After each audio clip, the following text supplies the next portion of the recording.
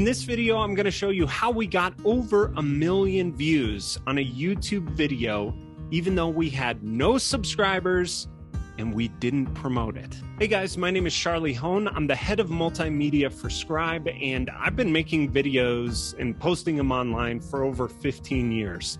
And during that time, I have studied what works with video. How do they go viral? How do you market them? And how do you use them in your business to not only get attention, but to convert to leads and all that stuff? So now I'm going to break down my step-by-step process for how I strategically attempted to make this video go viral without a whole bunch of promotion. One of the big myths that a lot of creators have around YouTube is that they have to optimize for SEO. And you might be thinking, oh, he went viral because the search engine picked up his keywords and now it ranks when people search it. No, not the case. And in fact, the majority of traffic for YouTube videos that go viral comes from their suggestions algorithm. In other words, if your video can get associated with other videos that have gone viral and are getting a lot of attention, and it can stay with those and keep getting suggested to those viewers, you have a high likelihood of going viral. So the first component of this video going viral was I was given a really interesting assignment. It was an interesting subject that I had to go film, which is the CEO of our company, Javon McCormick. He was going back to his hometown to pay the hospital bill from his birth. He actually found it.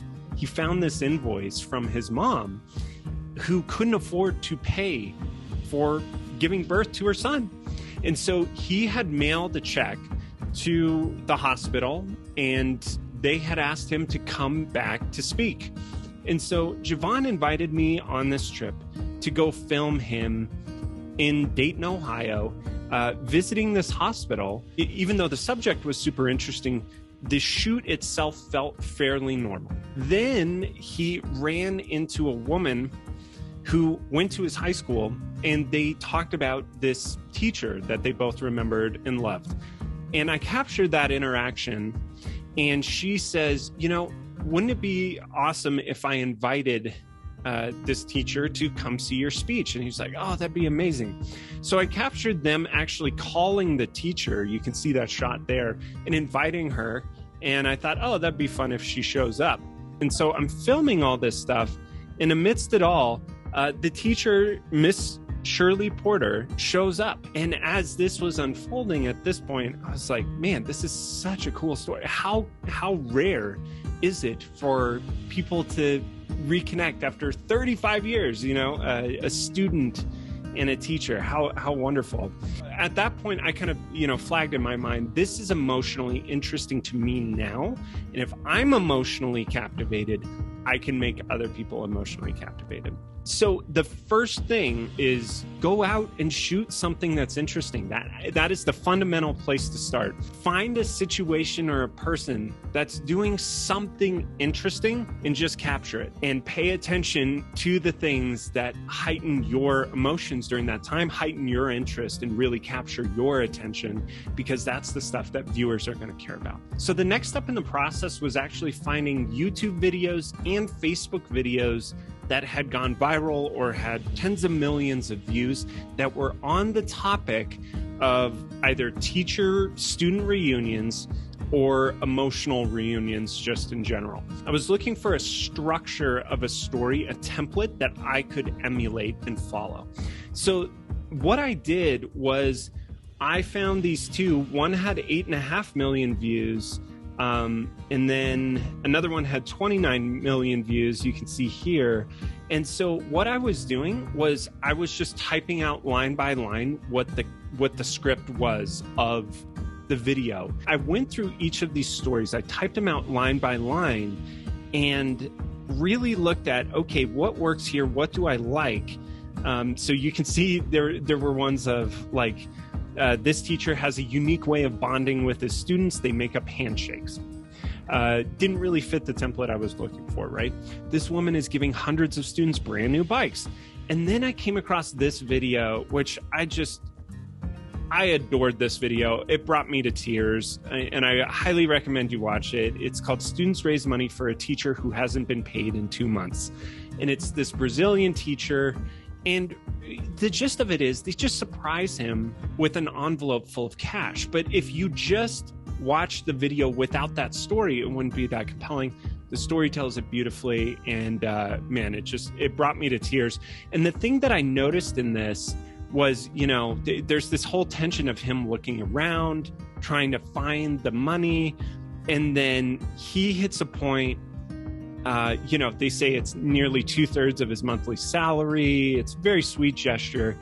And Bruno was overcome with emotion. This was the line that I noticed it like tipped me into being overcome with emotion. And this was the part where I started crying, because this guy has had just a really rough month, and his students did such a sweet thing for him. And then they all come, I'm starting to feel myself cry again watching this video. And it's just so sweet. And that's the emotion that I wanted for our video. And so this was the structure I started to go by, was this one. And that was my winner. And so I came down here and I started following a very similar script, right? So this is my second tip. Lay out your video in a story and make sure that it's going to give a strong emotion that you want people to feel, that you're feeling yourself. Because at the end of the day, humans are emotional creatures. We want to feel things. And the more we can feel, the more likely it is that we'll share it, that we'll talk about it, that we'll engage with it, that we'll watch it the whole way through. When I was watching this video, I was constantly crying. And I've done that for other videos that I've made where I'm just, if it's not continually bringing me to tears every time I watch, then it's not pulling the heartstrings strong enough. That's such a critical thing. Is this making you feel a strong emotion? And is it one clear story? So if you're having a tough time coming up with a compelling story, or you're just not totally sure how to map it out, a really useful exercise is to look up Pixar's story spine. And I use this all the time because Pixar is effectively the best storytelling company in the world. But you can map out basically any story to this, which is once upon a time and every day until one day, and because of that, and because of that, and because of that, until finally, and ever since that day. And the moral of the story is fill in the blank. And so you can see that I mapped it out pretty closely to that, which is, and then one day, she called up their former teacher, JT, and it was like the and then were the things that were happening in the video. And the moral of the story at the end is teachers change lives. Use Pixar's story spine if you're getting lost and you want a good story. So the next tip is to focus on having a really strong hook. That's the first 10 seconds or so, where you only have a few seconds really to capture a viewer's interest and create dissonance, or create an open loop in their head where they're curious to learn more. And so I spent a ton of time on this opening where I'm showing the subject. This man was homeless when he was a student. So already most of the viewers who are looking at this probably don't know a story like this, or maybe they're just captivated, right? Because this person is a successful author who's signing books. Interesting. So right away, I established this is an interesting subject that maybe you haven't seen before. And then it's followed by, so his high school teacher came to see him speak. So right there in the first 10 seconds, we've established that this is a reunion video, which rewards the viewer for having clicked on the thumbnail and the title of the video. This is an important thing. In this hook, in this first 10 seconds, you have to do a lot, which is why I spent so much time on this. You have to reward the viewer instantly for having clicked on the thumbnail and given the time and the energy to give your video a shot. Probably sat through 5 seconds of ads, right? And they're like, this better be good right away. As you can see in these first 15 seconds of the video, the hook does its job. and it's retained about 80% of viewers. A bad video is going to lose 50% of viewers within the first 10 seconds or so. So you want to keep that as high as you possibly can, obviously. And then you'll see it really smooths out, flattens out, and the rest of the video holds over half of the viewer's attention the entire video, which is great. So the next part is just essential storytelling, where you make the character into someone relatable or somebody that the audience cares about and sympathizes and empathizes with at the very least. So I start with something impressive about him to establish, you know, it's already been established that he was homeless. So you already feel for this person. And I say he's the CEO of a successful publishing company, and I show him with these big, you know, likable smiles. And then I say, you know, he grew up in poverty in one of the roughest neighborhoods in Dayton, Ohio. He was determined to be successful, but he suffered horrific abuse, racism, and he was homeless. And then I show a picture of him as a kid. Even if you've never experienced these things, we can all relate to hardships and adversity that we struggled with when we were kids. So I really wanted the viewer to relate to him and, frankly, feel sympathy for who he was when he was a kid. And I wanted to establish that he'd been through a challenge, because one of the key things in a good story, paradoxically in a good hero's journey, is that you want to put the hero through hell. And so I needed to establish quickly, this character has been through hell. And that's what viewers want to see. We want to see our heroes be challenged. We want to know that they've been through hardship and hell, because it's so much more rewarding when they come out on the other side. I mean, literally, some of the heroes that we love the most in popular culture, whether it's Harry Potter, whether it's Neo, even Jesus, they've all faced death. They've all literally died and come back from death. And so the harder you make your character suffer or point out their suffering, the more your audience is captivated by this person and views them as heroic when they can overcome and slay the metaphorical dragon. The next tip is probably something that should have come earlier, is the music. You can see the titles of these tracks: touching piano, emotional piano, inspirational, tender, reflective, tender. Music controls the experience, and you are taking your viewer on an emotional roller coaster.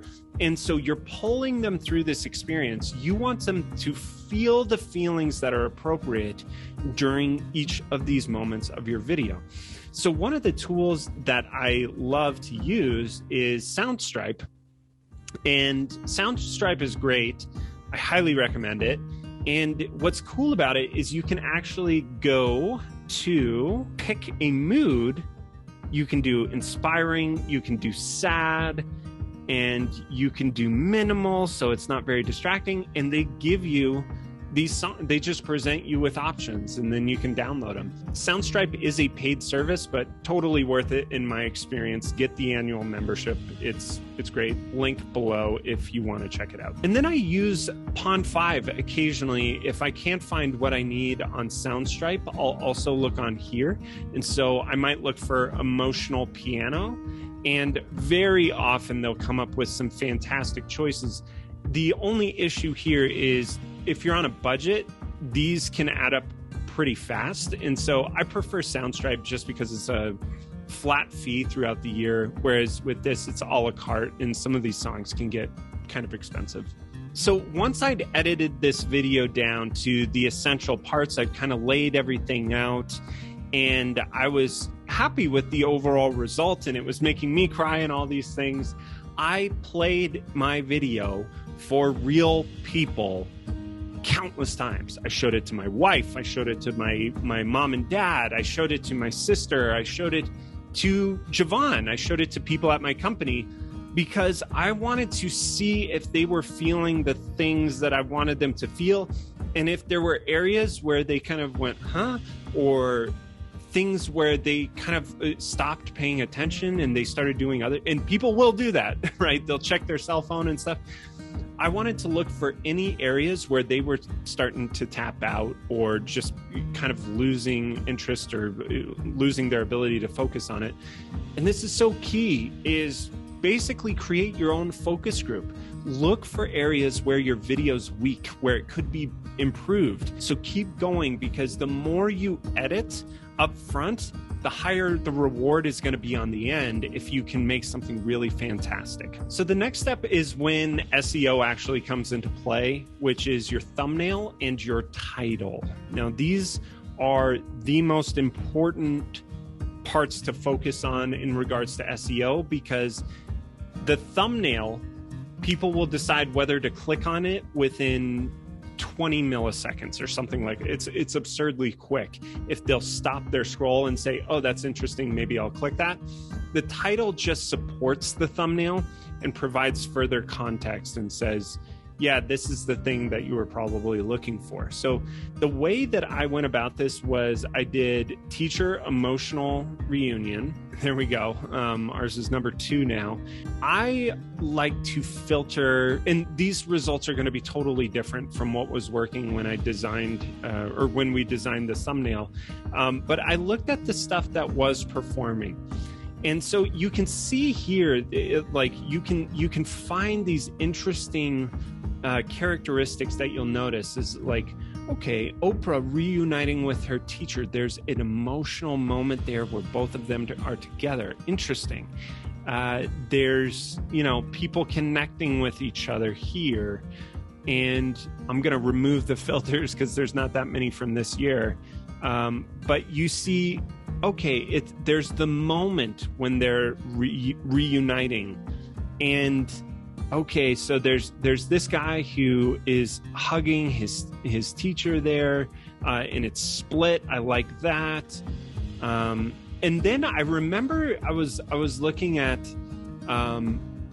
before and after, because our story is about a former homeless student who's now a successful person. So I knew I wanted to incorporate like the before after stuff, like the split as well, which is how our designer ended up on this.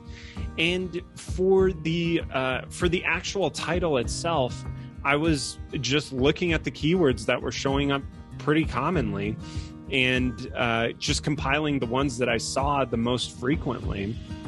And I'll tell you a tool that I actually use. It's called TubeBuddy.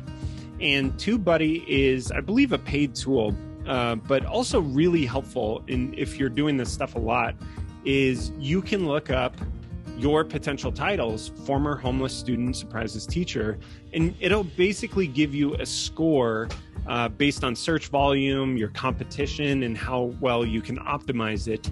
That will tell you, is this good? So if we tag on emotional reunion, does it improve? Does it get better? Maybe not. And so let's see, like former homeless student, how is that going to perform? So you can get a better idea of if your title is decent or not and what kind of search volume you're going to see. But again, I want to reemphasize, SEO was not that important to me. I did not care about people actively searching for teacher emotional reunion.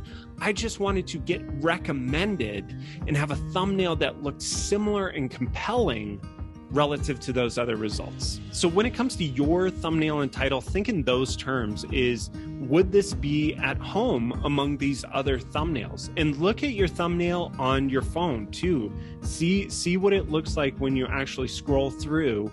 And would it look at home among the videos you want it to be recommended with? The thumbnail is maybe the most important thing to spend a lot of time on in all stuff related to optimizing for YouTube.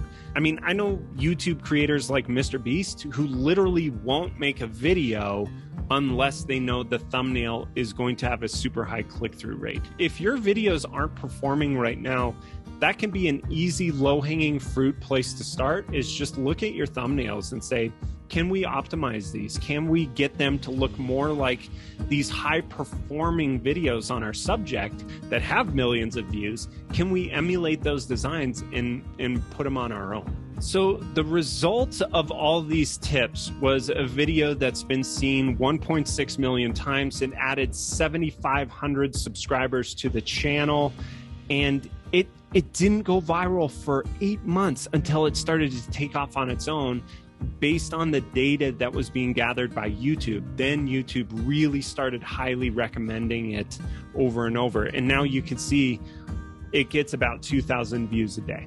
The most rewarding part of this project has been reading the comments. People have left 1,800 comments. And actually, when they first started commenting, I was responding to every single one. But now I'm at a point where we're inundated with these things, so I can't keep up. But so many people have said something to the effect of, I'm pretty sure this man's life could easily be on Netflix. You have 2,000 people who like that. And there are so many people who are grateful for this video, who cried, so many people have said, okay, this made me cry. Who's cutting onions in the room? Those sorts of things. I'm crying. And I love that, because that's the beauty to me of video editing, is it's a chance to connect with other human beings and help them feel what you're feeling, and to help them understand the world and see the world through your eyes for a bit. And I get choked up just thinking about it. That's why video editing and storytelling is just so meaningful to me, because I love knowing that other people experienced things the way I did for just a bit, and we all understand each other just a bit better. So if this was helpful, please leave a comment below or ping me. Just let me know. There's plenty more advice around this stuff where this came from. I love talking about editing. It's my favorite. And I wish you the best in your editing. Take care.